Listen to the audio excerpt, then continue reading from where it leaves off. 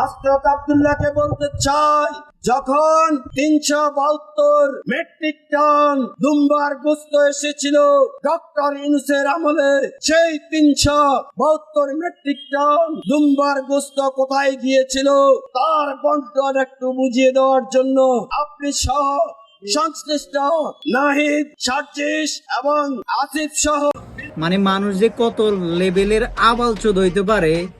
গত বছর কি হাসনাত আব্দুল্লাহ বাংলাদেশের প্রাইম মিনিস্টার ছিল, বাংলাদেশের সরকার ছিল হাসনাত আব্দুল্লাহ, সার্জিদ আলম, নাহিদে, হেরা কি বাংলাদেশের সরকার ছিল গত বছর? হেরা 365 টন দুম্বার গোস্তের হিসাব কইতেরে দিব।